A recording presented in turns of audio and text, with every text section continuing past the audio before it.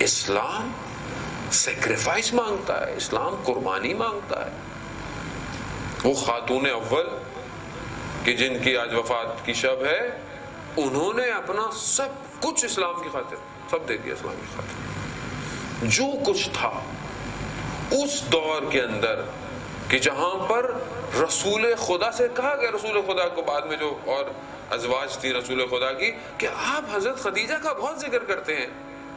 آپ جب بھی گھر سے نکلتے ہیں حضرت خدیجہ کے بارے میں جو ہے وہ ان کے لیے ان کی شان میں گفتگو کرتے ہیں، اگر کچھ قربان کرتے ہیں تو ان کے جاننے والوں میں تقسیم کرتے ہیں۔ بعد ازواج نے اس سے کہا کہ بھئی آپ اتنا زیادہ کیوں کرتے ہیں، مگر خدا نے آپ کو اور نہیں دی ازواج؟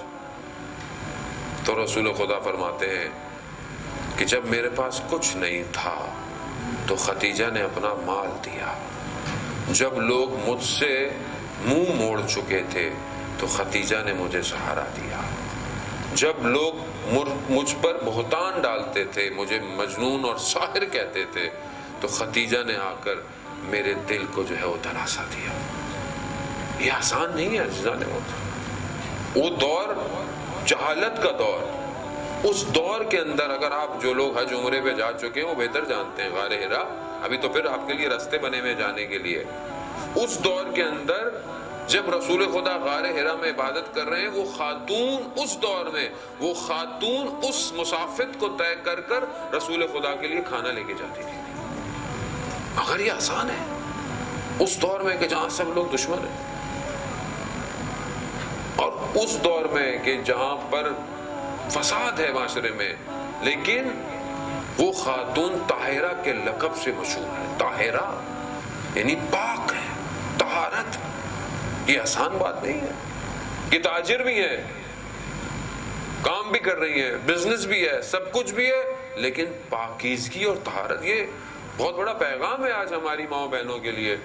کہ جو کام کرتی ہیں یا کام کے لیے باہر جاتے ہیں یا آفس میں، ویسے کہ بھائی حجاب کرنا اور حجاب بھائی مشکلات ہیں، یا مثلا کام میں یوں کرنا پڑتا ہے، نہیں، آپ کا آج کا معاشرہ اس جہالت کے دور سے تو پھر بہتر ہے نا۔ اس جہالت کے دور میں وہ کام بھی کر رہی ہیں مگر پاکیزگی اور عفت اور دامنی کو اولویت پہ رکھا ہوا ہے۔ یہ مگر ہمارے مسئلہ یہ کہ ہم نے ان شخصیتوں سے اپنی زندگی میں رول ماڈل تو لینا نہیں ہے، یہ تو ہم نے صرف اپنی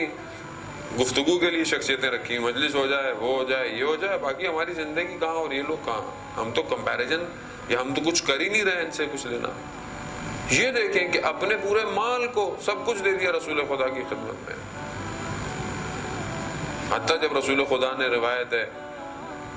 پہلے سنت نے بھی روایت کو نقل کیا کہ جب رسول خدا نے جب دیکھا کہ کچھ لوگ قریش میں بھوکے ہیں اور کچھ ہیں، تو رسول خدا نے آ کر حضرت خدیجہ سے کہا، تو حضرت خدیجہ نے کہا کہ سب کو بلا لیجئے، سب کو بلایا، سارے قریش سب لوگ آ گئے اور اپنا سارا مال رکھنا شروع کر دیا، سونے جو کچھ بھی تھا، اور اتنے لوگ بیٹھے ہوئے تھے کہ اتنا پہاڑ سے مراد اتنی بڑی وہ جگہ مال و دولت سے بن گئی کہ ادھر بیٹھے ہوئے شخص کو ادھر بیٹھا ہوا شخص نظر نہیں آتا تھا۔ اور یہ روایت خلیفہ اول سے نقل ہے کہ میں اس طرف کے بیٹھے ہوئے لوگوں کو دیکھ نہیں سکتا تھا، اتنا خدیجہ نے اپنا مال رسول خدا کو کہا کہ یہ آپ کا مال ہے۔ اللهم صل على محمد